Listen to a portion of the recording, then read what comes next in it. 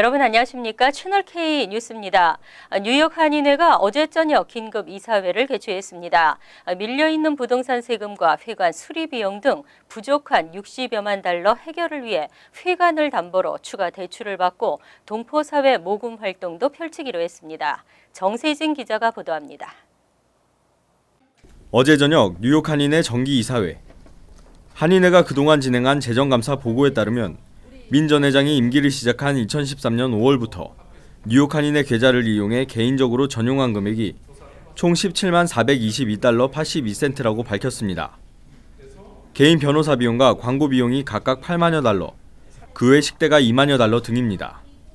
한인회 기금으로 쓴 민승기 전 회장의 개인 전용 금액이 17만 불 나와 있죠? 예. 그건 개인적으로 쓴 돈이고 거기에 플러스 한인회관의 한인회관 빌딩 구좌에서 어쨌든 사무국으로 이전된 금액이 28만 1,19941입니다. 그 금액은 스케줄 G에 나와 있습니다. 한인회는 99년 리스 계약 후 받은 25만 달러를 합하면 민 전 회장이 개인적으로 사용한 금액은 45만 달러를 넘는다고 말했습니다. 따라서 이사회는 당장 필요한 밀린 재산세와 회관 수리비 등 60여만 달러를 해결하기 위해 윌셔은행에 회관을 담보로 대출 신청을 하고 더불어 동포사회 모금운동도 전개하기로 했습니다. 이거로서 통과를 하겠습니다.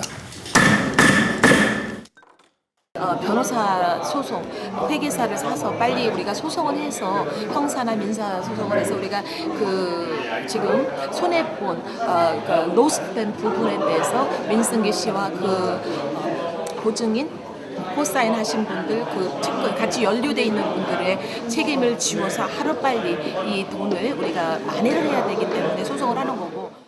이번 추가 대출이 이루어지면 한인회는 기존의 대출금 잔액 48만 달러를 포함 총 108만 달러로 대출 규모가 커지게 됩니다. 이사회는 지난주 고발한 민 전 회장에 이어 민 회장의 변호인이었던 서우진 변호사도 위증 등의 이유로 검찰에 고발하기로 했습니다.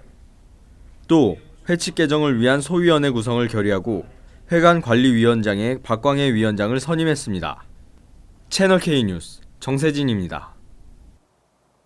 투표하셨습니까? 오늘부터 뉴저지와 필라델피아 추가 투표소가 운영되고 있습니다. 뉴저지 팰리세이드파크 뉴저지 한인회관에 개설된 뉴저지 투표소는 오전 한때 붐비기도 했지만 전체적으로 한산한 분위기입니다. 20대 총선 재외선거는 주말인 내일과 모레도 오전 8시부터 오후 5시까지 정상 운영됩니다. 보도에 정세진 기자입니다. 20대 총선 재외국민선거 3일째인 오늘부터 뉴저지와 필라델피아 추가 투표소가 운영에 들어갔습니다. 지난 30일부터 운영한 뉴욕 플러싱 투표소를 포함해 오늘부터 3일까지는 총 3곳의 투표소에서 투표가 진행됩니다. 오늘 오전 8시부터 시작된 뉴저지 투표소는 주옥근 한미문화원 원장이 가장 먼저 투표를 했습니다. 투표소를 찾은 유권자들은 재외국민들의 투표 참여가 한국의 정치 발전에 도움이 되었으면 좋겠다고 말하고 해외에 나와 있는 재외국민들의 권익 증진도 기대했습니다. 그러니까 저희가 그런 어떤 하나의 권리를 이렇게 잘 표현할 수 있을 때, 그럴 때 우리 재동포들의 지위가 앞으로 또 본국 정부의 관심도 또 끌을 수 있고, 그래서 굉장히 유익하지 않을까 이렇게 생각을 합니다. 적극적으로 좀 참여를 해서 나라가 좀 좋은 나라가 됐으면 좋겠다는 마음으로 참여하게 됐습니다. 오늘 투표에 참여한 뉴욕 일원 유권자는 총 409명, 뉴욕 플러싱 투표소가 155명, 뉴저지 투표소는 199명, 필라델피아 투표소는 55명입니다. 3일 동안 누적 인원은 총 631명으로 국외부재자가 426명, 재외선거인은 205명입니다. 지난 19대 총선 3일째 누적 인원 691명보다 60명 적은 인원으로 등록 절차 간소화와 추가 투표소 설치에도 불구하고 투표 참여가 저조한 상황입니다. 20대 총선 재외국민 투표소는 주말인 토요일과 일요일에도 오전 8시부터 오후 5시까지 운영합니다. 채널K 뉴스 정세진입니다.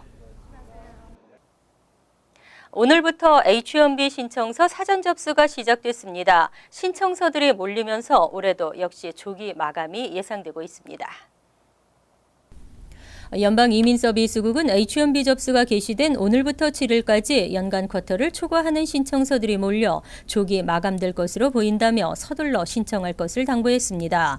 올해 H-1B 쿼터는 예년과 마찬가지로 학사형 6만 5천 개와 석사 학위 이상 2만 개 등입니다. 첫 5일간 신청서 접수 건수가 쿼터를 초과하면 접수는 마감되고 이후 도착하는 신청서들은 반송 처리됩니다.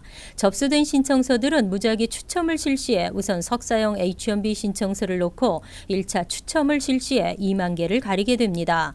이후 추첨에서 탈락한 석사형 신청서를 학사형 신청서에 포함시켜 6만 5천 개를 뽑는 2차 추첨을 진행합니다. 이민서비스국은 6월 초까지 당첨자들에게 접수증을 발급하고 낙첨자들에게는 서류와 신청 수수료를 반환합니다.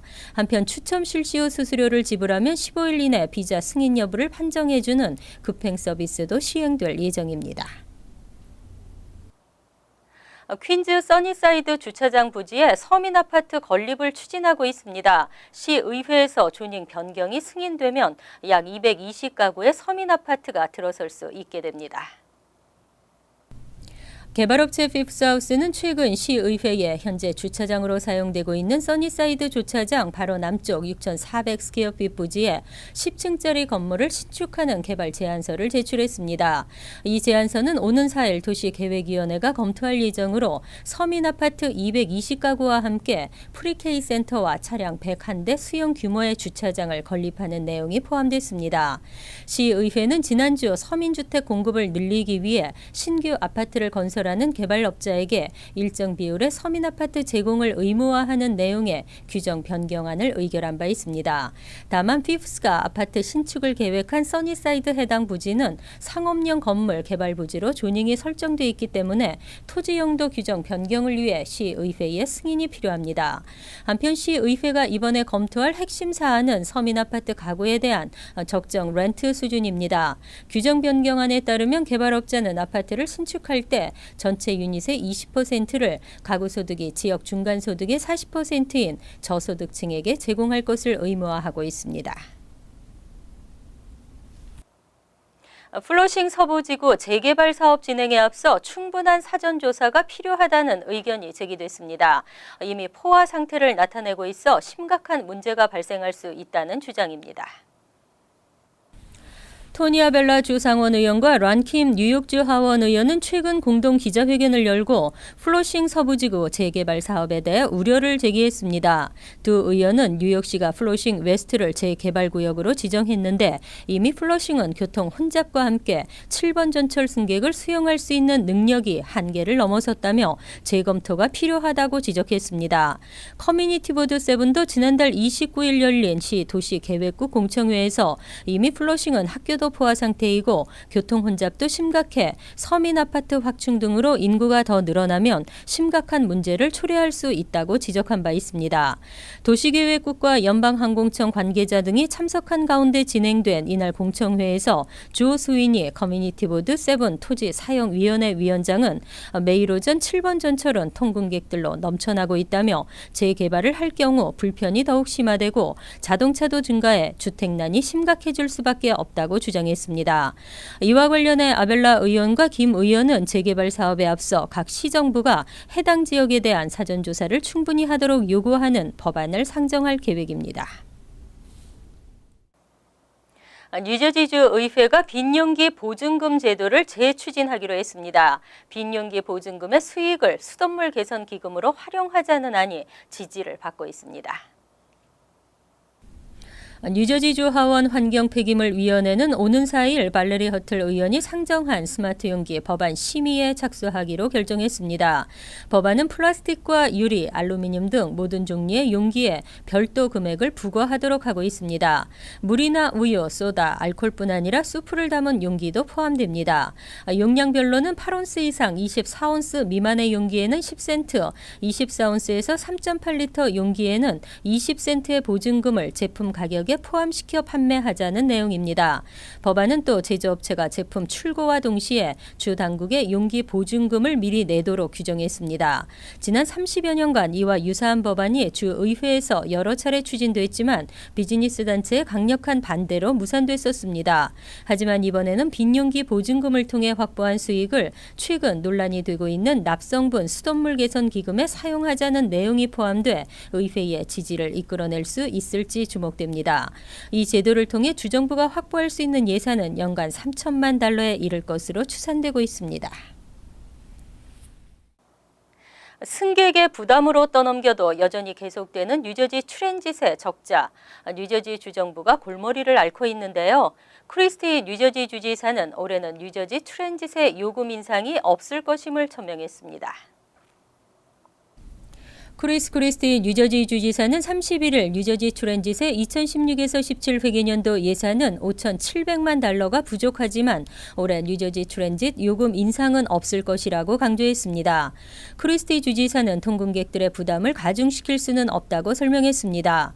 지난달 뉴저지 트랜짓의 노사 양측 간 임금 협상이 타결된 직후에도 크리스티 주지사는 2016에서 17 회계년도가 끝나는 내년 6월까지는 요금 인상이 없을 것이라는 입장을 밝힌 바 있습니다.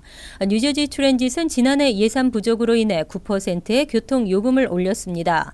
이처럼 해마다 반복되고 있는 뉴저지 트랜짓의 예산 부족 문제에 대해 크리스티 주지사는 뉴저지 트랜짓이 예산을 주정부에만 의존해 메우지 말고 문제를 해결할 수 있는 대책에 대해 고심해야 한다고 강조했습니다. 주요 대학들이 어제 일제히 정시 전형 합격자를 발표했습니다. 주요 대학교들의 합격률이 해마다 최저를 기록하고 있는데요. 이번에도 사상 최저를 기록한 대학들이 속출했습니다. 프린스턴 대학교는 조기 전형과 정시 전형 지원자를 합친 총 29,303명 가운데 1,894명에게만 합격 소식을 통보했습니다. 지원자 수는 역대 가장 많았지만 합격률은 6.46%로 프린스턴 대학 역사상 가장 낮은 수치입니다. 또 합격자 중 41%인 785명은 조기 전형으로 선발돼 조기 전형 합격률은 18.6%였지만 정시 전형 합격률은 3.8%에 그쳤습니다. 컬럼비아 대학교 역시 사상 최저의 합격률을 기록했습니다. 대학 측 발표에 따르면 올해 입학 전형에는 총 36,292명이 지원한 가운데 6%인 2,193명만 합격했습니다. 그 외 펜실베니아대도 9.4%로 합격률이 저조했고 예일대 합격률은 6.27%로 역대 두 번째로 낮았습니다. 예일대의 총 지원자는 31,455명으로 역대 가장 많았지만 1,972명만 합격 통보를 받았습니다. 조기 전형 합격률은 17%를 기록한 반면 정시 전형 합격률은 크게 저조했습니다. 브라운대도 32,380명 지원자 중 2,919명이 합격해 9%의 낮은 합격률을 기록했습니다. 아이빌리그 대학 중 합격률이 10%를 넘은 곳은 코넬대와 다트머스대뿐으로 조사됐습니다. 이어서 LA 지역 한인사회 소식입니다. 많이복지재단이 오늘 생활지원금 수여식을 갖고 커뮤니티에 행복 바이러스를 전달했습니다. 올해로 2회째를 맞는 이번 행사에서 20명의 수혜자들이 지원금을 받게 됐습니다. 조한규 기자가 보도합니다. 오늘 오전 한인타운 노인 커뮤니티센터 2층 강당. 노인센터 수업을 통해 갈고 닦은 한국무용 춤사위가 벌어집니다. 올해로 2회째를 맞는 많이복지재단의 생활지원금 수여식을 축하하기 위함입니다. 지난해부터 많이복지재단을 통해 20명에게 총 $10,000의 생활지원금을 커뮤니티에 환원해온 박형만 노인센터 이사장은 이러한 행사를 통해 주위에 나눔을 통한 행복 바이러스가 전달되는 계기가 됐으면 한다고 말했습니다. 미국에서도 이런 행사가 있구나. 그래서 이것이 좀 이웃에 좀 전파가 되어서 이제 여러 곳에서 나누는 생활을 하면 더 교포 사회가 더 활성화되고 좋잖아요. 지난 2월부터 LA시 노인국과 LAPD 등 주요 기관에서 추천을 받아 지난 15일 최종 심사를 거쳐 20명에게 총 $10,000의 지원금이 전달됐습니다. 이 가운데는 장애우가 12명, 독거노인이 3명, 소년소녀 가장이 5명으로 이 중 10명이 타 커뮤니티 구성원입니다. 수혜자 가운데 아르바이트를 통해 학비를 충당하며 한 이웃의 거주 지원을 받아 학교를 다니고 있는 학생은 정성이 담긴 소중한 선물을 통해 다시 일어설 수 있는 계기가 된다며 감사의 마음을 전했습니다. 그런데 항상 하나님께서 길을 열어주시는 것 같아요. 힘을 내라고, 그리고 더 앞으로 나아가라고. 그래서 이렇게 항상 작은 손길들을 통해서 더 용기를 내게 해주시는 것 같아서 너무 감사드려요. 한국의 충청남도 공주에서도 공주문화원 주최로 19년째 만이재단 행사를 통해 생활지원금을 전달해온 박형만 이사장은 내년부터는 개인당 지원 금액을 상향 조정해 나갈 계획으로 있고 재단으로서의 역할과 기능을 할 수 있도록 발전시켜 나가겠다는 뜻을 밝혔습니다. 오늘 행사에는 유재환 윌셔 은행장을 비롯해 임태랑 LA 민주평통 회장, 이영송 전 노인센터 이사장 등 각계각층에서 100여 명이 참석했습니다. TVK 뉴스 조항규입니다. 월드리포트입니다.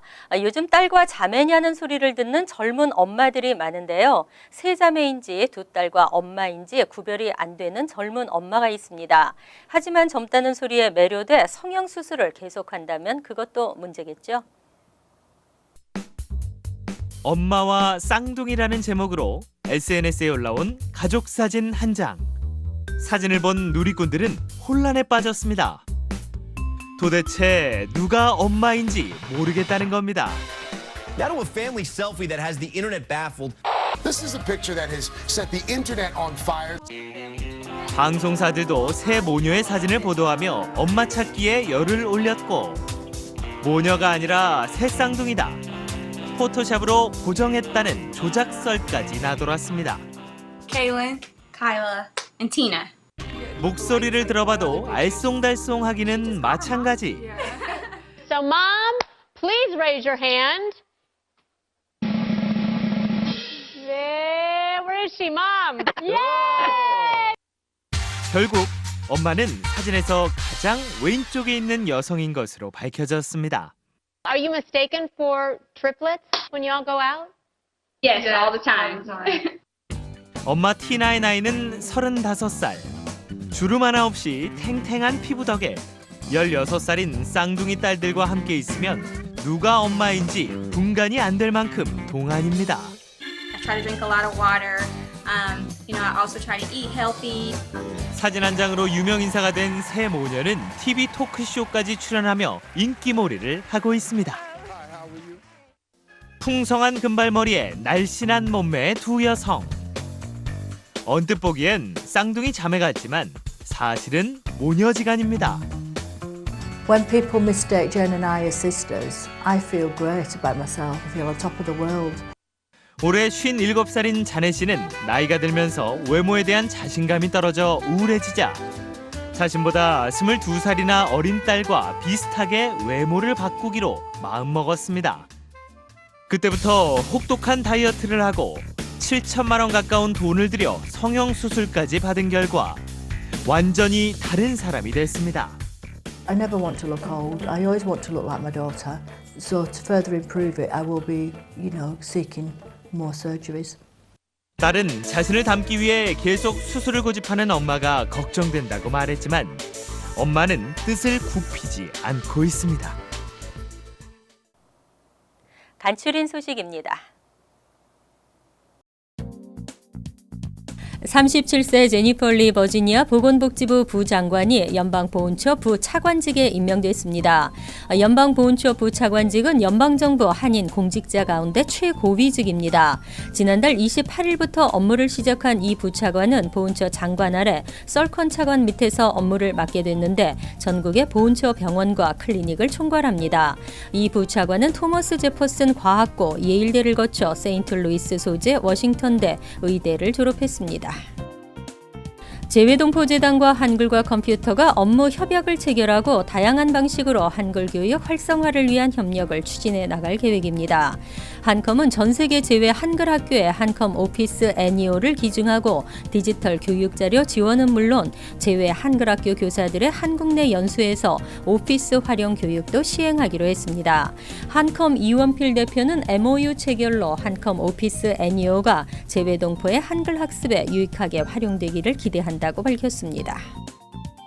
뉴욕시 보건국이 이달 13일까지 금연 캠페인을 진행합니다. 보건국은 어제 금연이 힘들지만 폐암은 더 힘듭니다를 시작으로 금연 운동에 뉴욕 흡연자들이 대거 동참하길 바란다고 당부했습니다. 캠페인 참가자들에게는 금연 안내 책자와 함께 4주 분량의 금연 패치 및 금연껌을 무료로 나눠줍니다. 필요시에는 추가로 2주 분량을 더 받을 수도 있습니다. 한편 뉴욕시에서 매년 12,000여 명이 흡연에 의한 폐암으로 사망하는 것으로 조사됐습니다. 최근 퀸즈 플러싱과 와이스톤 일대에서 한인 여성을 비롯한 30여 명이 무면허 마사지 시술 및 성매매 혐의로 체포됐습니다. 백구경찰서는 지난 3월 동안 20여 곳에 대해 집중 단속을 벌여 31명을 체포했는데 이 중 4명은 불법 성매매 혐의로 적발됐습니다. 지난 15일 1차 단속에서 한인 양모 씨는 무면허 마사지 시술 혐의로 체포된 바 있습니다. 백구경찰서 토머스 컴폴티 서장은 지속적인 단속을 실시하겠다고 밝혔습니다.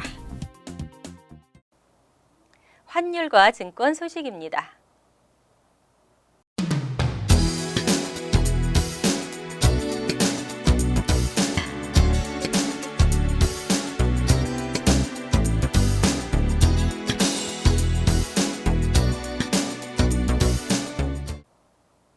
이어서 날씨입니다. 토요일은 대체로 흐리고 한두 차례 소나기가 예상되며 차차 개겠습니다. 낮 최고 기온은 56도, 섭씨 13도, 밤 최저 기온은 34도, 섭씨 1도로 예상됩니다. 일요일은 기온이 뚝 떨어지면서 쌀쌀하겠고 바람이 불겠습니다. 월요일은 흐린 날씨에 오후에는 비가 예상됩니다. 화요일은 간간히 흐린 날씨에 바람이 불면서 쌀쌀하겠습니다. 항상 여러분과 함께하는 채널K 뉴스 여기서 마칩니다. 행복한 주말 되시기 바랍니다.